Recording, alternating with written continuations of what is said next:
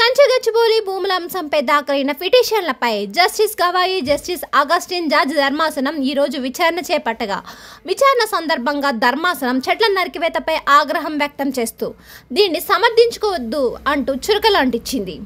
వాటిని ఎలా పునరుద్ధరణ చేస్తారో చెప్పండి, లేదంటే అధికారులు జైలుకు వెళ్లాల్సి వస్తుంది. చెట్ల నరికివేతకు అనుమతి తీసుకున్నారా? సూటిగా జవాబు చెప్పండి.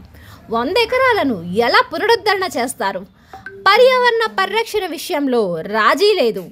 వీడియోలు చూసి మేము ఆందోళనకు గురయ్యాము. అభివృద్ధి, పర్యావరణానికి మధ్య సమతుల్యం అవసరం. ఇష్టం వచ్చినట్లు పర్యావరణాన్ని ధ్వంసం చేస్తామంటే ఊరుకోం. వాటిని ఎలా పునరుద్ధరణ చేస్తారో చెప్పండి, లేదంటే చెరువు దగ్గరే తాత్కాలిక జైలు పెట్టి అధికారులను అక్కడే ఉంచుతాం.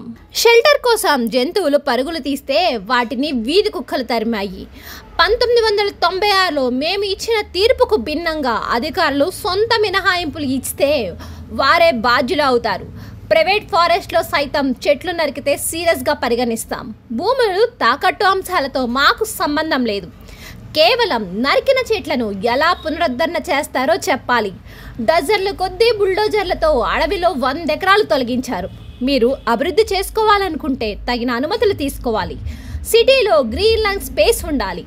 వన్యప్రాణుల రక్షణకు ఎలాంటి చర్యలు తీసుకుంటారు అని ప్రశ్నించింది. చివరిగా పర్యావరణ వన్యప్రాణుల రక్షణకు ఎలాంటి చర్యలు తీసుకుంటారో చెబుతూ అఫిడవిట్ దాఖలు చేయాలని సుప్రీంకోర్టు ఆదేశించింది. అప్పటి వరకు యథాతథ స్థితి కొనసాగించాలని తెలిపింది. తదుపరి విచారణ మే 15కు వాయిదా వేసింది.